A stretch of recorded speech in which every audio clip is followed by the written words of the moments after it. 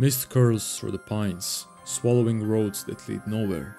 In Red Creek Valley, memories linger in the fog, and every echo might be a secret or a warning. Here the past isn't gone, it waits, patient and hungry, twisting reality and turning stories into ghosts. This isn't just a mystery, it's a place where family wounds become legends, and the truth is as hard to find as the dawn in a haunted forest. Some things vanish without a trace, some things never let go. This is The Vanishing of Ethan Carter.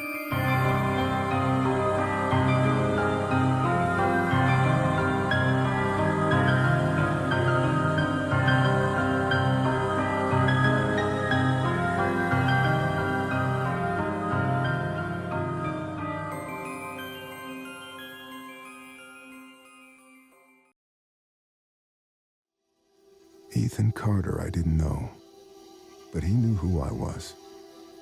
When the police won't help you and the priests don't believe you, you call on Paul Prospero. You call on me.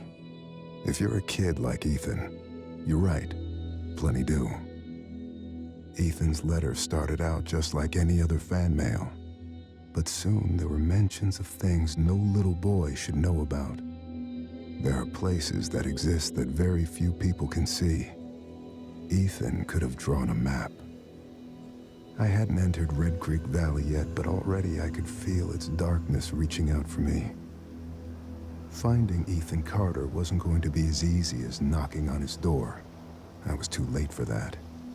To find Ethan, I had to figure out what this place was trying to hide from me.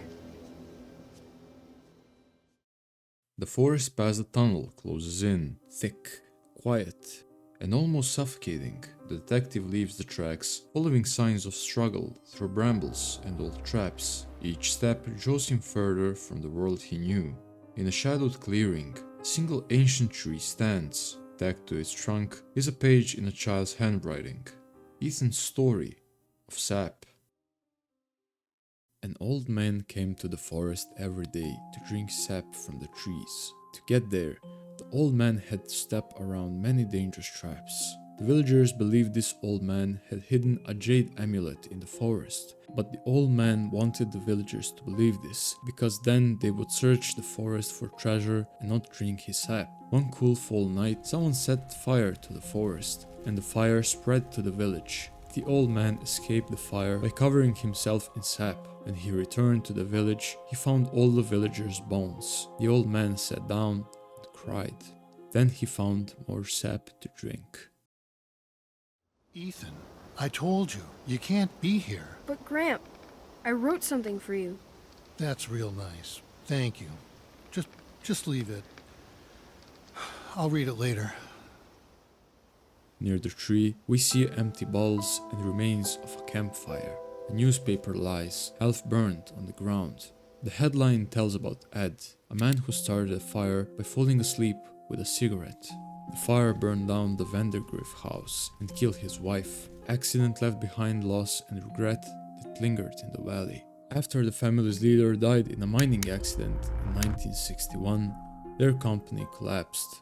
The local economy suffered, and the family left the town. After the vision fades, the detective weaves back through the woods to the train track.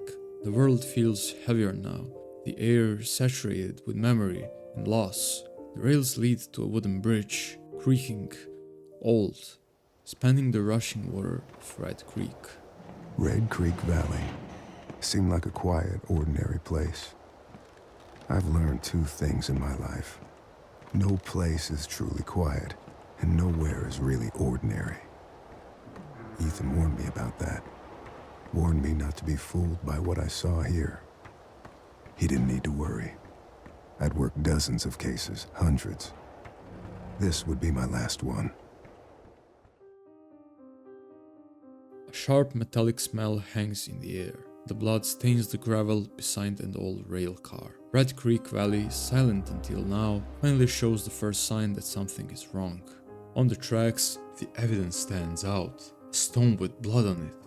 A piece of rope torn and left behind. Marks of struggle on the rails. The trail leads to a gruesome sight, a pair of severed legs. Not far away, the body rests against harsh gravel, the events clear in the mess left behind. The close call for someone to put them in order. Logic is not always enough here. In Red Creek Valley, the past is never far away. What happened demands to be seen. When the pieces come together, time seems to shift. The past and the present blur. It feels less like remembering and more like seeing things happen again.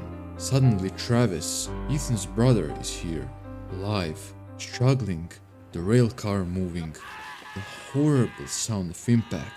The valley brings back every detail, making sure nothing stays hidden. Ethan, run, goddammit! Go! Get out of here! Impa! Stay away! Ethan, I'm sick too. I can feel the sleeper in my head. Travis, close your eyes. Whatever had turned Ethan's family against him, the grandfather was trying to resist. Age helps against those things that feed on hate. Not because of wisdom or experience, because the old are tired. Their hate is less useful. Further along the tracks, another story by Ethan is found. Get out of my room, Travis! Stories, stories, always with the stories. Get out! I read the Fangs one. I liked the Beast. At least he gets to leave this goddamn place. After reading another one of Ethan's stories, the search continues along the train tracks, eventually reaching a deserted station at 7 o'clock. Detective notices that No trains have been through here for a long time. That was part of a pattern. Large pieces of this country were thrown away, doomed to become, and then remain, the worst versions of themselves. Beneath all that rot, dark things grow. the beauty of Red Creek Valley stands in sharp contrast to the town's ruined economy and the sense of unease that hangs in the air.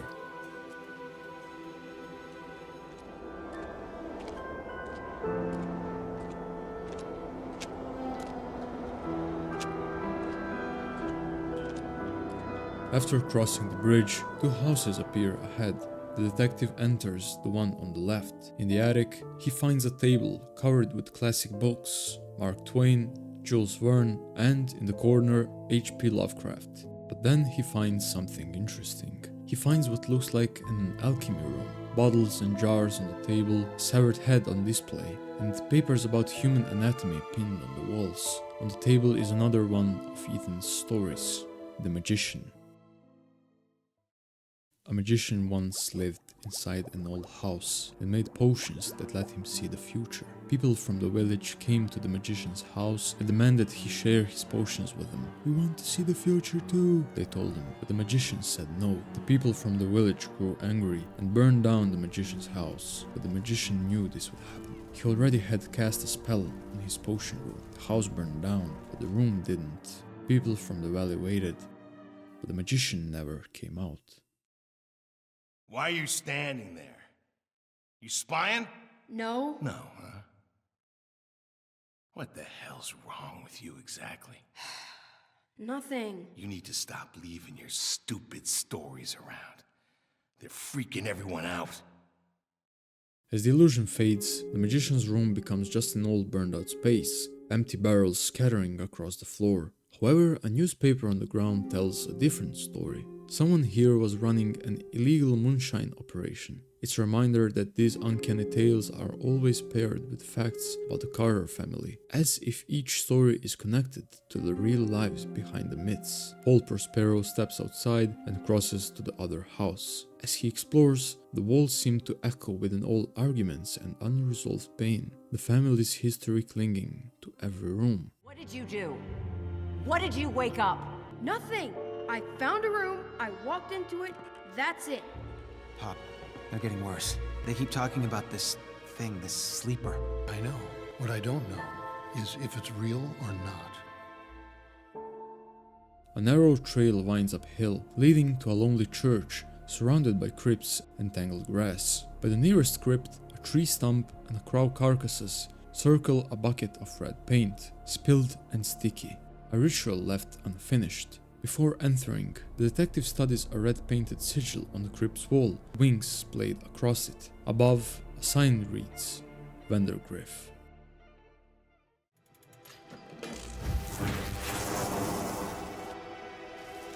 Inside the crypt, a man lies with a knife in his neck. Once again, the truth is revealed by detectives' abilities. Our boy. Chad is putting our boy in that crypt. And bricking him up. Giving him to the sleeper. Forever. No, he's harmless. You know this is wrong. Chad, finish those bricks before he wakes up. Ah, my eye! Chad, let me see it. Get the hell away from me. This is Dale's fault. He should have been helping. Dale's weak. He always has been. You're right. He is weak. Chad, get off of him! He's your brother! Get off of him!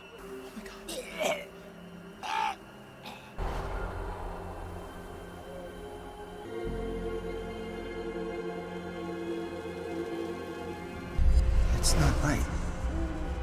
Ethan's our boy. Dad, I need to get into the mine. What? Mine? My key. I don't have it. I guess I'll use the tunnel near the gate. Just keep Mom away from me, alright? She's sick. You're all sick. The sleeper must not sleep. Ethan disturbed something. Whatever it was, it got out, into the air, and into the minds of his family.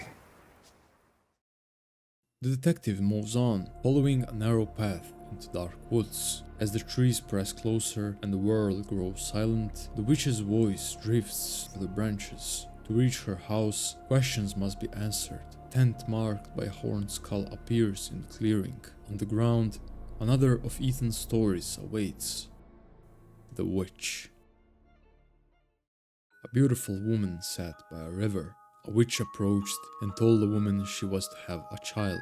The woman began to cry with joy, but that joy turned to fear, and she could not stop crying. Fear turned into sadness, and the woman continued to cry. She cried for months, hardly even sleeping, until a child was born. But crying had aged the woman, and she was no longer beautiful. Her son climbed the mountain to find the home of the witch. He asked her if she could make his mother beautiful again. The witch asked the boy many questions. After hearing the answers, the witch told the boy she had lied to the mother about her child. The boy disappeared, and the mother was beautiful again. Ethan, the point of life is not to rock the boat. Just try to get along. Stop living in your head. Do something real. That's what people respond to. Reality. Paul walks slowly, looking at the scenery. The search leads under the ground. The mine is cold, wet and claustrophobic. Paul finds an old wooden elevator submerged in water. He pulls it up, and inside is the body of Missy, Ethan's mother. Emerging deeper into the mine, Paul finds a wooden entrance with a warning sign. If this warning stands, walk no further. If this warning stands, a ritual has failed. If this warning stands, the Sea Thing gate remains sealed. Inside a larger room, there's a stone platform with a path leading to the top. At its base is a dead man with a letter beside him. He is not dead, but eternal lie. The god of strange eons cannot die. We open the gate of old. Its guardian's eyes have long grown cold. The name of our god, our truth, our key, he is that which cannot be. Climbing the stone steps, Paul witnesses a vision. 4 people gathered at a summoning altar, lost in ritual. The air thickens, reality flickers, and a Lovecraftian beast rises from the shadows. For a moment, the world is nothing but water and the roar of the impossible. On the ground is another of Ethan's stories, called The Curse of the Sea Thing. The Enochian Necronomicon, the iron ore miners had finally found it, but not all of them wanted to perform its ritual and summon the Sea Thing Gnai. One miner realized the ritual would unleash Gnai's flood upon the world, and so the miner had no choice but to stab the others with blade of magic Eldam. Gnai, in response, cursed the miner, who now wanders the mine, doomed to prevent others from summoning the Sea Thing and flooding the world forever. Ethan, I told you to stay out. God damn it. Look, it's dangerous in here. I'll read your story later. Okay? And, please don't tell your mother I'm in here. All right? Okay, now, you go. Get back home. The vision fades, sound and color return to the mine. Nearby, a letter for Ethan's father, Dale, lies beside the See Things story. Another failed patent, another hope denied. In Ethan's mind, his father's failures become myth, his desperation recast as a fight against cosmic doom. Paul escapes the mine into pale daylight. A short walk brings him to another house, empty and cold. Upstairs, a broken door swings on its hinges. Inside, Dale's body lies still. Despair lingers in the air. Clearing opens onto a wide, silent lake. The burned skeleton of the Vandergriff house crouches at the water's edge, shadows lingering in every corner. Inside, the detective discovers a ghastly gallery, bodies bricked up in the walls, displayed like portraits. The air is heavy and thick with old suffering. These are the Vandergriff victims. He kept them alive so they would suffer longer. Deeper in, a burned figure sits with hands on his knees. Ethan's grandfather, Ed, caught between guilt and resignation. The detective uses his abilities. He sees Ethan's grandfather, Ed, coming to help him. Ed tells him that he fought back against the sleeper and that both of them will burn down the house together. Ethan, I can help you. I found Vandergriff's diary. He said for the sleeper to wake up, someone has to suffer. When I found that room, I didn't wake him up. He's trying to wake up now. Vandergriff kept his victims alive. He made them suffer. That's what the sleeper wants. We need to get in that room. I can squeeze through. Grandpa, no! Gale, it has to be this way. The sleeper must not wake. Burning the room won't matter, Ethan. The sleeper's inside us now. Grandpa, get back! We all have to die. Even you. Even me.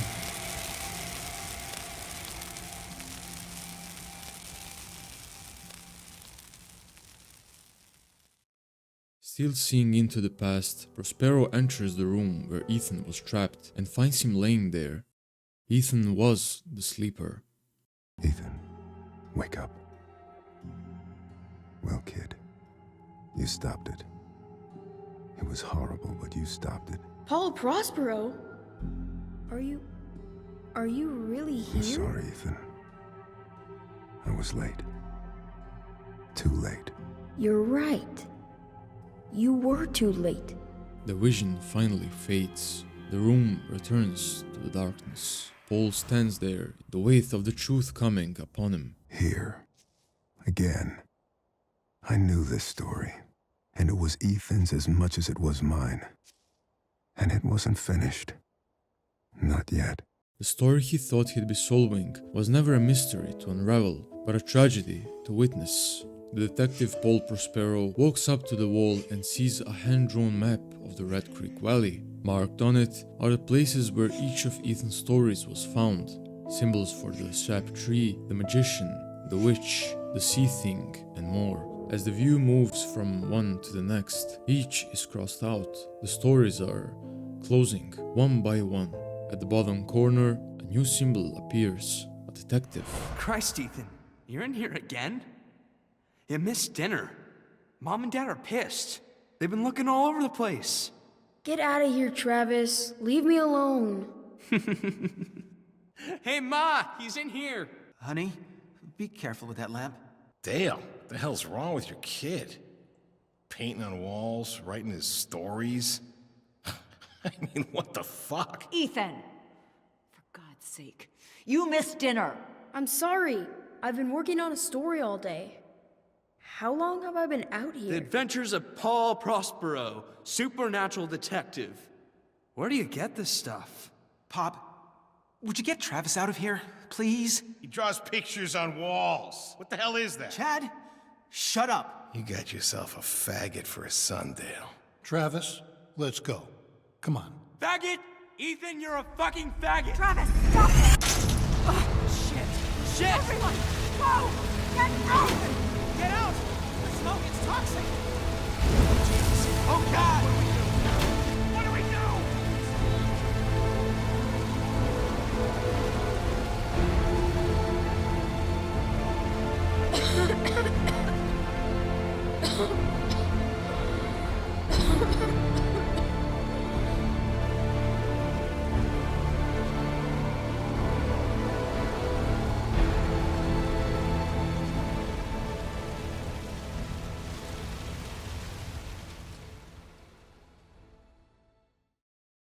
I wrote about you, but I don't know if I created you.